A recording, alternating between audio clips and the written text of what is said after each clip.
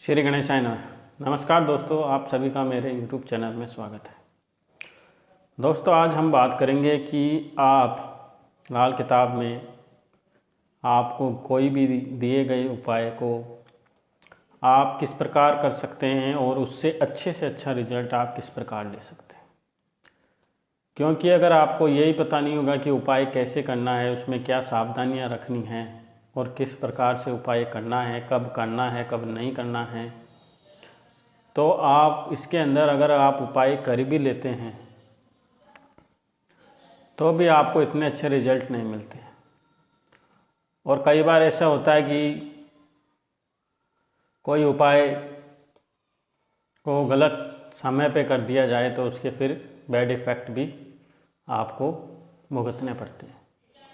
तो इसलिए आज मैंने सोचा कि मैं आपको उपाय के बारे में थोड़ी जानकारी दूं कि किस प्रकार से आप लाल किताब के उपाय करें तो आपको अच्छे से अच्छा फ़ायदा हो, जिससे आपको अपना बुरा समय आसानी से आप निकाल लें और उसमें अच्छे प्रभाव प्राप्त कर सकें। तो दोस्तों, उपाय लाल किताब के बहुत ही ज़बरदस्त हैं और ये बहुत ही अच्छी तरीके से काम करते हैं। इनका असर भी बहुत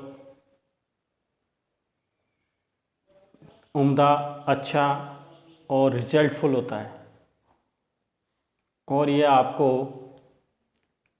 करने के बाद में रिजल्ट भी दिखाते हैं। तो लाल किताब के उपाय में आपको किन बातों की सावधानियां रखनी है। सबसे पहले तो मैं आपको ये बताना चाहूँगा कि लाल किताब के उपाय आप कभी भी नौमी,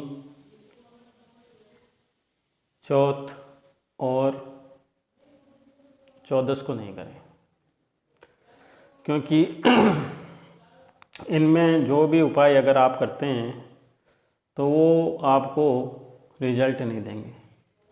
क्योंकि लाल किताब के अंदर इन तिथियों को रिक्ता तिथि यानी खाली तिथि, जिसमें कोई भी किया गया काम सफलदायक नहीं होता है, तो आपको ध्यान रखना है कि आप कोई भी उपाय अगर शुरू करते हैं तो उसके अंदर आपको चौथ, नौमी और चौदस का ध्यान रखना है। दूसरा ध्यान ये रखना है कि अगर आपकी कुंडली में अगर पित्तर ऋण है तो आपको सबसे पहला उपाय पित्तर ऋण का करना होगा। अगर आप पित्तर ऋण का उपाय करते हैं, उसके बाद में अगर दूसरे उपाय करते हैं तो आपको बहुत ही अच्छे रिजल्ट मिलते हैं। तो सबसे पहले आपको पित्तर ऋण का उपाय करना चाहिए। उसके बाद में आपको जो उपाय अगर दिन में बताए गए हैं तो वो दिन में ही करने चाहिए, उनको सूर्य ढलने के बाद में नहीं करना चाहिए, क्योंकि शाम को किए गए उपाय आपको बैड इफ़ेक्ट दे सकते हैं। दूसरा ही मैं आपको ये भी बताना चाहता हूँ कि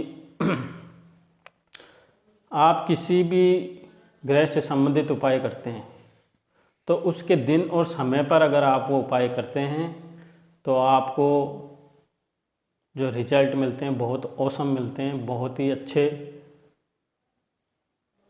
रिजल्ट मिलते हैं और उनका फल आपको तुरंत देखने को मिलता है, उनका असर जाहिर कर देते हैं वो, अगर इस तरीके से आप कोई भी उपाय करते हैं। और उपाय जो कि बड़े उपाय होते हैं, 43 डेज के उपाय होते हैं दोस्तों, उन उपायों को आपको लगातार 43 डेज करना होता है। इसके बीच में आप कोई भी अगर भूल जाते हैं तो आप उसका उपाय करने में आपको फिर किया गया वा जो भी दिन के उपाय हैं वो निष्फल हो जाते हैं। यहाँ तक कि अगर आपने 39वें दिन भी अगर ये उपाय छोड़ दिया तो आपका पूरा 39 दिन का करा हुआ जो है उपाय वो निष्फल हो जाता है। तो आपको लगातार 40 डेज ही करना है ये उपाय।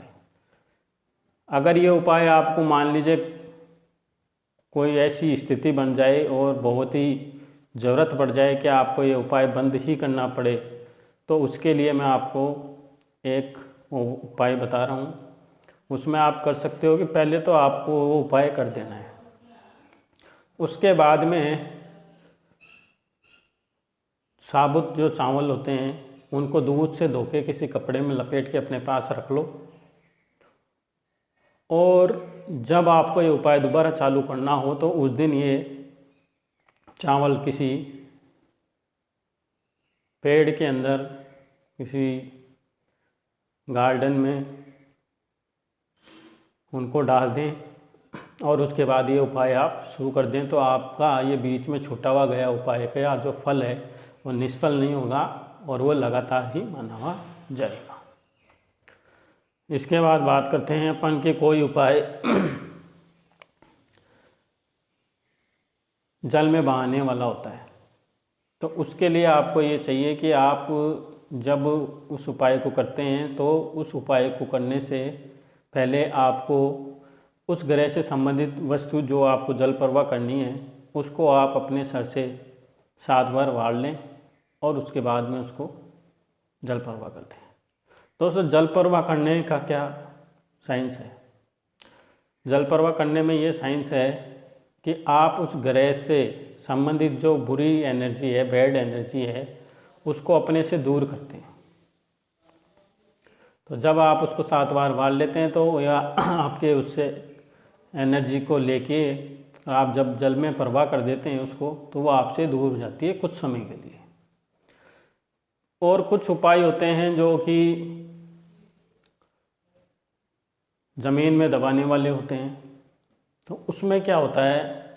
उसमें ये होता है कि आप उस ग्रह से संबंधित वस्तुओं को कुछ समय के लिए नष्ट ही कर देते हैं, बिल्कुल प्रभावहीन कर देते हैं उनको।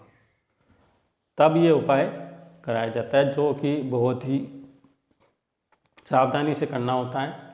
और इसमें उपाय जब आपको ग्रह बहुत ही ज़्यादा परेशान करता है तब ये उपाय कराया जाता है।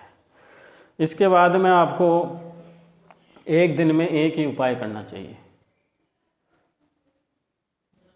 और उसको रेगुलर करने के बाद कम से कम दूसरा उपाय करने में कम से कम 1 सप्ताह या 15 दिन का गैप बीच में देना चाहिए। उसके बाद दूसरा उपाय आपको शुरू करना चाहिए। जब कभी भी अगर कोई महिला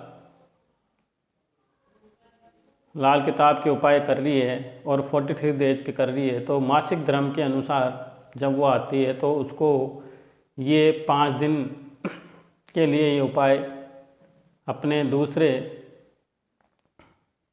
खून के रिश्तेदार से करवा लेना चाहिए। वो 5 दिन के लिए वो उपाय उन्हें नहीं करना चाहिए। और इसके अलावा आप जो कि मंदिर में जाने वाले विशेष तौर से जो हैं, मंदिर में जाके जो भी उपाय किए जाते हैं वो उपाय 5 दिन के लिए वर्जित किए जाते हैं और वह अपने खून के रिश्तेदार या उसके बेटे से, अपने हस्बैंड से भी करवा सकते हैं। एक और है कि कई उपाय आपको पूरी ज़िंदगी करने पड़ते हैं, तो उस दौरान क्या करना पड़ेगा आप? तो उस दौरान आपको ये करना है कि वो उपाय आप चालू रखिए और उसी के साथ साथ में सारे उपाय आप कर सकते हैं। और आपको उपाय करते समय आपकी जो भी है श्रद्धा, विशेष तौर से आपकी श्रद्धा में अगर आप पूरी श्रद्धा के साथ में अगर इन उपायों को करते हैं, पूरी लगन से ये उपाय करते हैं, तो आपको बहुत अच्छे रिजल्ट मिलते हैं। अगर आप फॉर्मेलिटी के तौर पे ये उपाय करते हैं खाली मन की संतुष्टि के लिए, तो इनका आपको उपाय का रिजल्ट है वो नहीं मिलता है। तो दोस्तों, और भी बहुत सारी जानकारी है, वीडियो बहुत लंबी हो रही है, तो मैं आज के लिए बस आपको इतना ही बताना चाहता हूँ। और मेरे द्वारा दी गई जानकारी अगर आपको पसंद आती है तो मेरे आप वीडियो को लाइक कीजिए, शेयर कीजिए, और अगर आप मेरे चैनल पर नए हैं तो चैनल को सब्सक्राइब कीजिए। दोस्तों, अगर आप मेरे वीडियो का नोटिफिकेशन जानना चाहते हैं तो आप बेल आइकन को भी प्रेस कीजिए और मेरे जो भी नए वीडियो आपको जैसे जैसे मैं डालूँगा वो उनका नोटिफिकेशन आपको मिल जाएगा। तो आज के लिए इतना ही दोस्तों, धन्यवाद।